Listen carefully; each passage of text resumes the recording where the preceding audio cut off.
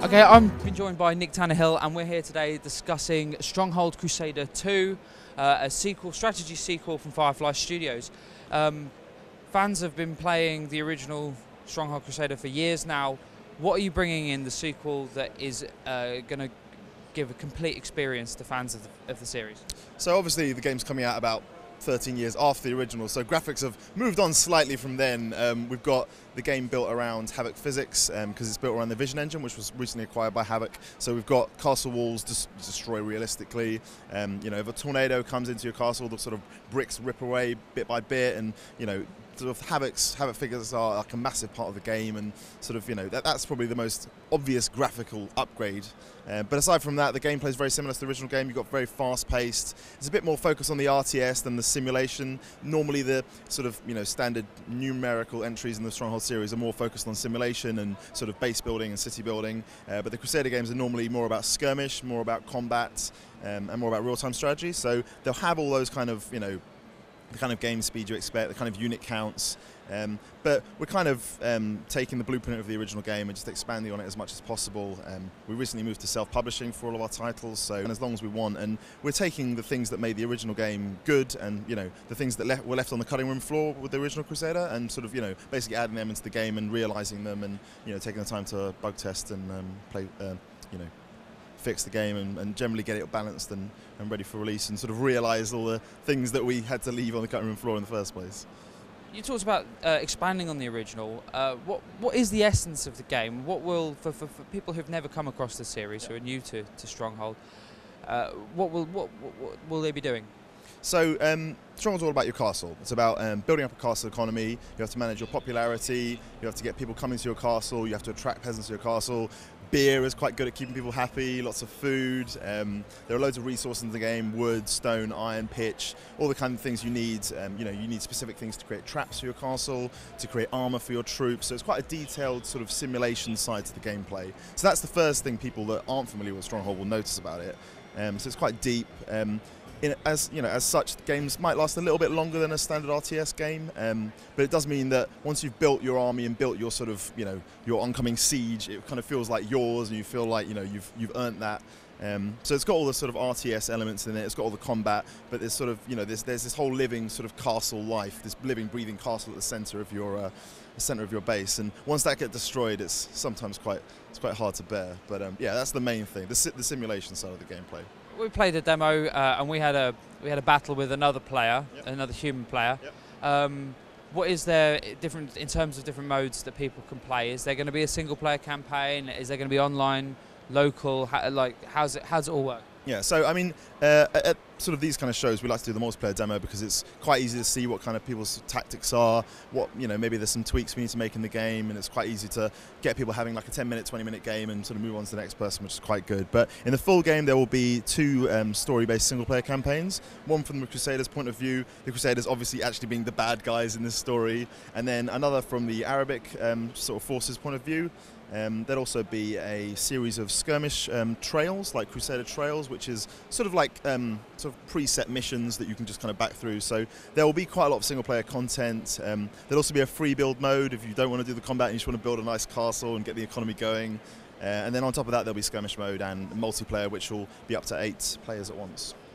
It's a fascinating period of history. How do you kind of go about capturing the mood of the time and the era?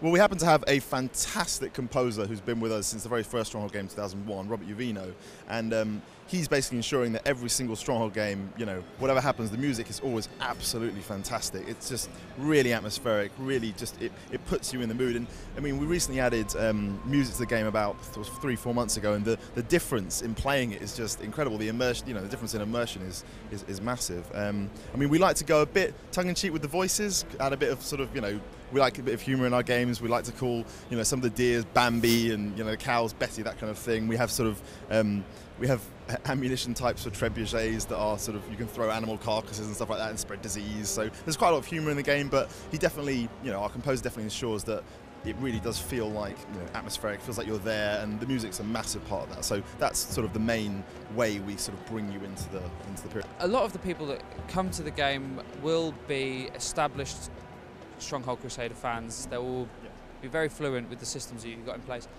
What are you doing for newcomers? What are you doing to make it more accessible to bring in a new crowd of players? That's a good question. I mean, one of the sort of, if you go back to our sort of company mission statement back in '99, one of the things we said was we wanted to make, you know, get a learning curve that really sort of allow people to ease their way into the simulation side, but not just sort of drop them in the deep ends. And I think up until this point, we might not have achieved that, you know, 100%. So this game, we're definitely trying, you know, all the systems are in place. So like you said, if someone's played the original game, they understand what's going on. They can sort of, and you see people that play the original Strong game straight away, they go, taxes up, production buildings, and I'm good to go. But this time we've got a whole sort of, instead of having a tutorial mission or a tutorial, we've got a tutorial campaign, which will teach you the basic sort of systems. And the sort of the story-based campaigns will obviously introduce you to basic game elements like any kind of modern RTS would. But we're definitely building this kind of tutorial campaign as a way of giving people, instead of just one 10-minute session, we give them a sort of a series of missions that are specifically designed around introducing to the game. And obviously skirmish mode, you can choose really easy AI opponents to get yourself started out at before you go online and start trying to take on the really experienced Stronghold players. But we definitely, you know, that's one of the reasons why we decided dedicated a whole campaign towards the tutorial side of it. Okay, so obviously this is a PC game. Yep. How long has it been in development, and when can people expect to get their hands on it? So it's been in development since, I believe, May 2012. I'm pretty sure it was that. That's coming up to 2 years now. Up until very, very recently, the team was only about 5 people strong. So that's kind of why it's taken us sort of a little bit of a while to make the game. And recently we scaled it to about 70 if we're talking about programmers and artists and, you know, core dev. But yeah, I mean, people can expect it kind of when it's ready, if you know what I mean. We're still aiming for sort of late summer release, but, you know, one of our responsibilities with this game and delivering a game that's basically a sequel to sort of the core fans' favourite Stronghold game is to make it bug-free, polished, balanced, you know, feature complete when it comes to release. So it's ready when it's ready, and it'll be exclusive to Steam on PC. We might do a Mac version later on, but for release, you know, we're PC developers, we love PC, so that's going to be our main thing. You mentioned earlier that you are now an independent. You've gone independent. Yep. Was that move specifically to give yourselves the additional time to add that polish, to take it to the next level, and to make sure that when you release it wasn't a buggy game? I mean, we've always, I kind of feel like every developer, if they had the choice of going independent and taking their time, you know, like a bit like Blizzard, who just say, oh, you know, it's done when it's done, you know, we'll just keep delaying it. No one, I can't remember who at Blizzard said it, but, you know, no one remembers whether a game is late or not. They only remember whether it was good or bad. So not everyone's in that position, but I kind of feel like anyone that would do that. It just, you know, as a developer, it just makes sense. And, you know, hardly any game in history has been delivered on time. Nearly every game ever made has been sort of delayed in some shape or form. So, you know, I kind of feel like everyone would do that if they could, just because it gives you the time to say, you know, oh, let's try and add this thing in. Oh, it kind of messed up a load of other systems in the game, and then we need to take the time to fix that and bring everything back up to a stable state. Because, you know, program is a bit like a weird Rubik's Cube where you push one bit in and 2 bits come out the other side, and you kind of have to figure it out that way. So, yeah, I kind of feel like everyone would do it if they could, and certainly for us, like you're saying, the reason was just to get the game to a point where it's the best 3D Stronghold game we've ever done. I mean, you know, fans love the 2D ones, but we really want to deliver a modern 3D RTS, you know, under the Stronghold name, that people that love the games and people that, you know, have never heard of it. But it's mainly for us about getting it polished and bug-free, and, you know, us getting to decide when it's completely ready for release. And, you know, we completely understand publishers have their own sort of, you know, pressures on them financially, and, you know, when you've got 2 competing sets of priorities, it's quite difficult to make those align sometimes. And, you know, there are obviously some publishers out there who have fantastic relationships with the developers. But for us, I mean, we just find it far easier when it's just our set of priorities. We don't have to worry about anything external, and then we can just, you know, release the game when it's 100%. Being independent, does that make additional challenges and put additional pressure on you to make sure that you deliver the definitive game? Well, yeah, of course. I mean, you know, one of the reasons why we were able to go independent was because we sort of dedicated some time and some money to marketing. That's like a full-time job.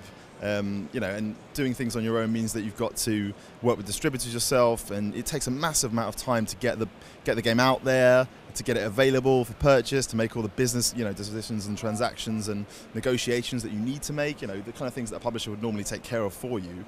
But it's, you know, I kind of feel like that's offset by the fact that you have complete control, and you know, you can also have a direct relationship with your fans through, you know, the less and less middlemen are sort of coming into the picture now. So we've got, you know, more and more platforms like Steam where you can just sell direct, and GOG, and all those guys are fantastic to work with, and they, you know, they're very good to work with developers as well. So we kind of feel like, yeah, it's more work. It's definitely more work, but the benefits far outweigh the negatives, I think. You mentioned the fans and that relationship with the fans. How much influence have they had over what you've done, and how much back and forth have you had about the features that you've implemented here? Well, I mean, the thing is, with, you know, websites, forums, social media, you know, it's impossible not to see what your fans are saying about your game. Like, it's absolutely everywhere. It's all over your Twitter feed all the time, every day. So unless you're completely blind or you just don't want to read it, you know, you cannot. When you release a screenshot, it's impossible to not see what the kind of reaction is. And although we try not to respond, we can't respond to every single comment. We do take a lot of it on board.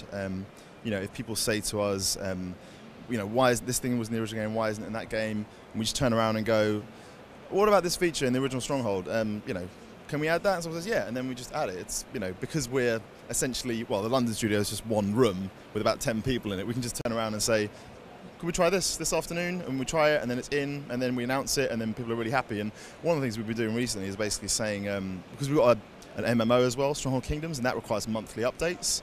And so we just kind of plow through the feedback forums on our website and just say, great idea, great idea, great idea, great idea. And it's not only about just what are good and bad ideas, it's about what's doable as well, what's, you know, actually achievable, and, you know, what won't ruin other parts of the game, and what, you know, won't impact performance too much. But, you know, the fans are the ones that play the games for thousands and thousands of hours. At the end of the day, they know it, you know, as well as we do. So it's always going to be a shared experience. And the fact that our MMO has required us to do monthly updates has really sort of driven home this monthly exchange of ideas. And, you know, you can't ignore the fans. They are the experts. I mean, we try and do community matches against the players sometimes, and normally at release you can win, but within about 2 weeks they're way better than anyone in the office, even QA who've been playing the game for, you know, tens of thousands of hours in some cases. So yeah, it's definitely something we've moved towards as we've moved away from working publishers. Yeah, well, thank you very much for your time, and good luck with the launch of the game. Cheers. Crusader 2, welcome back to the desert. Gird your loins, boy. I'm back for revenge.